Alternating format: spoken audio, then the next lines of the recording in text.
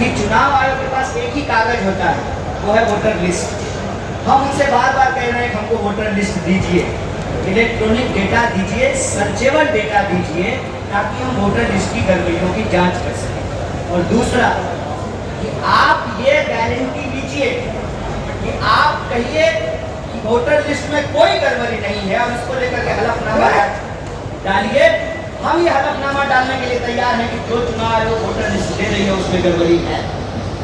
हम चुनौती दे रहे हैं कि आप अपने वोटर लिस्ट को लेकर के ये हलफनामा दीजिए सर्वोच्च न्यायालय को कि हमारे लिस्ट में कोई गड़बड़ी नहीं है। हम आपके साथ साथ हलफनामा देने को तैयार हैं कि आपके ही वोटर लिस्ट से हमने गड़बड़ी निकाली है और इसमें गड़बड़ी है और ये गड़बड़ी आपने जानबूझ करके फैलाई है ताकि भाजपा को फायदा पहुंचाए।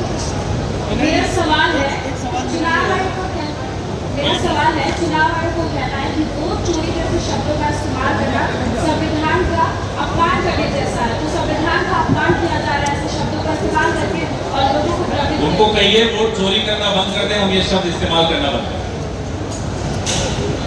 Sir, issue from Times. Now there are two questions. One, in accordance with that when the Election Commission say that even the usage of word vote chori is unconstitutional. What is your reaction to it? Because they say that Doing chori is constitutional.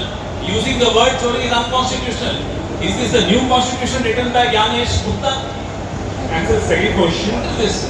BJP We have proved in Mahadevpura that the election was stolen.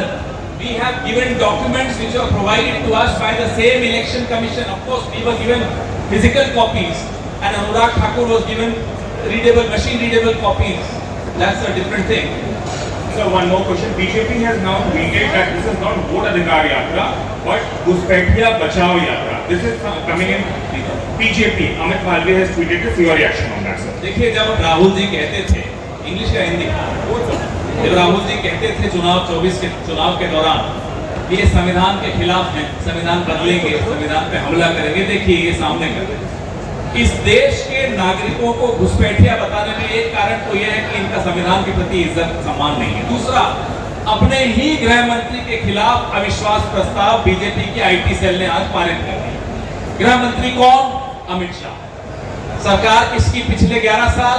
Bharatiya Janata party. फिर भी border से घुसपैठिए आगे बताइए ये failure है या नहीं है?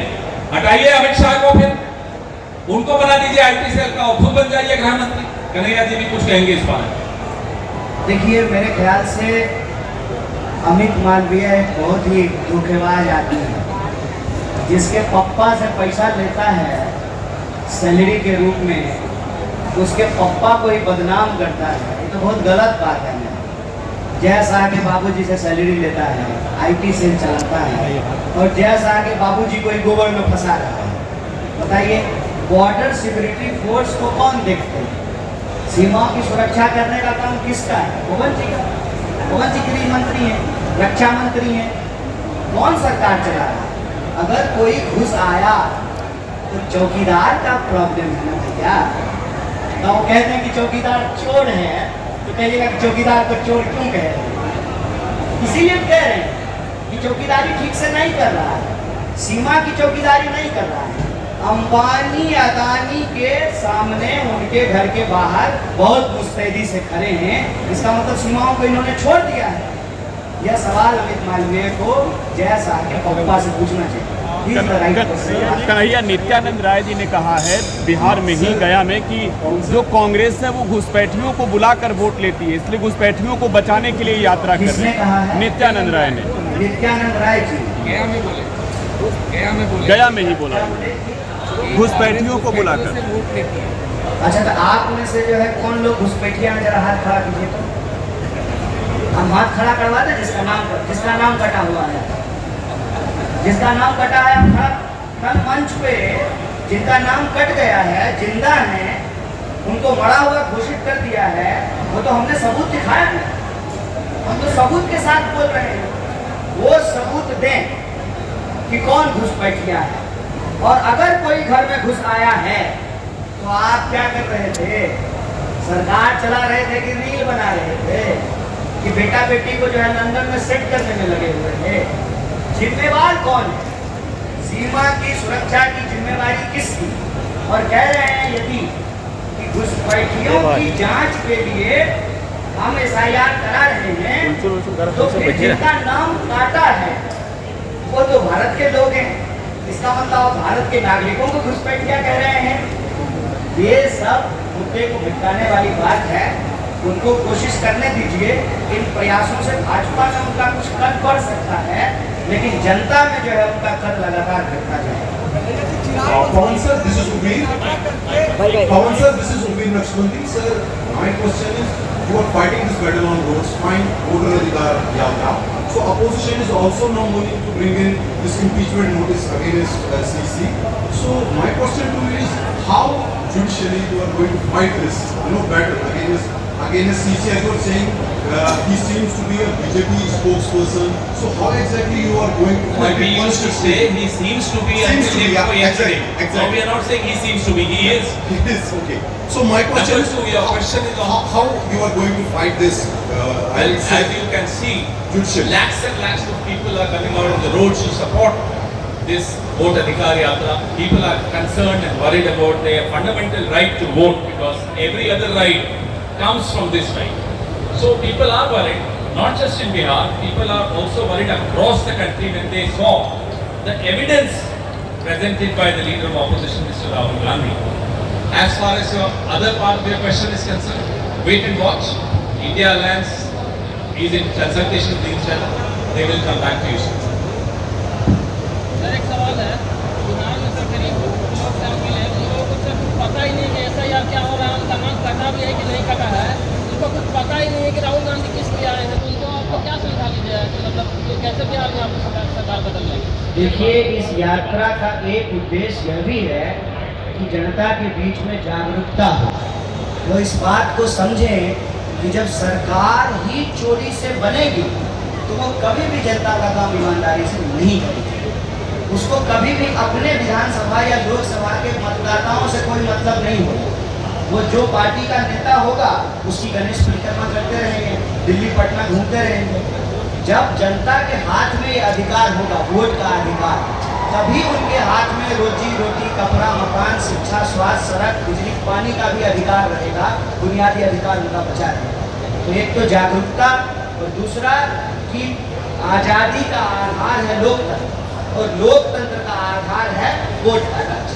वोट का राज तभी बचेगा जब चुनाव जो है वो पारदर्शी तरीके से होगा। तो धीरे धीरे माना धीरे सब कुछ होए, धीरे धीरे जागरूकता भी आ रही है और समर्थन भी हो रहा है। जी सर, दो चीज़ है। एक तो उप चुनाव आयोग को लेकर के आप लोगों ने गंभीर सवाल खड़े किए हैं, उनके खिलाफ महाभियोग प्रस्ताव लाने की बात चल रही है।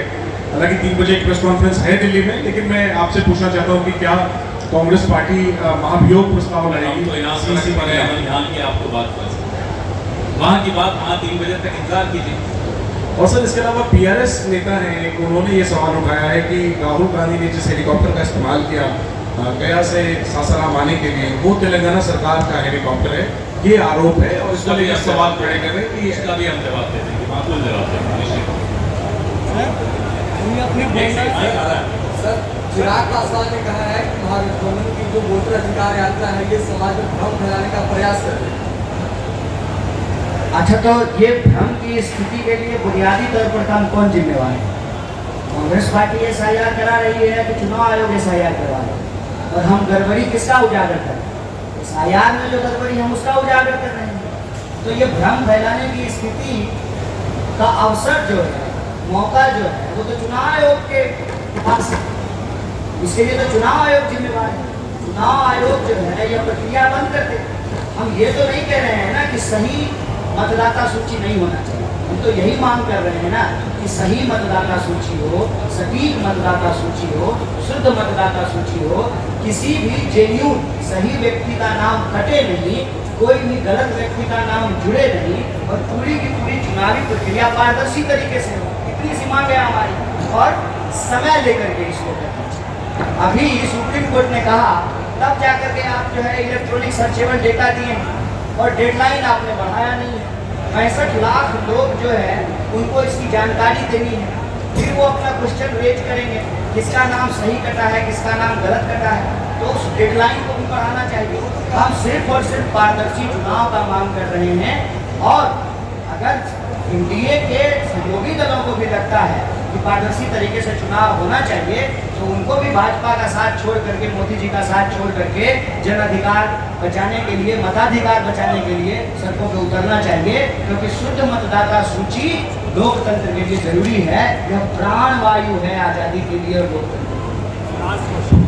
और ये जो आपने कहा, और कन्हैया भाई बता रहे थे कि डेट एक्सटेंशन नहीं है, 65 लाख लोगों का नाम भी सार्वजनिक इसलिए करना पड़ा कि माननीय सर्वोच्च न्यायालय ने आदेश दिया, वरना नियत तो इनकी साफ थी, आपके सामने थी। वो लिस्ट भी आपको आपके साथ साझा नहीं करना चाह रहे। आप सोचिए इससे ज्यादा कैसे, किसको कहा जाएगा कि रंगे हाथों पकड़े गए? वाकई रंगे हाथों पकड़े गए। अगर सर्वोच्च न्यायालय का आदेश नहीं होता तो ये 65 लाख की लिस्ट भी मशीन रीडेबल वर्जन कल अपलोड नहीं करते।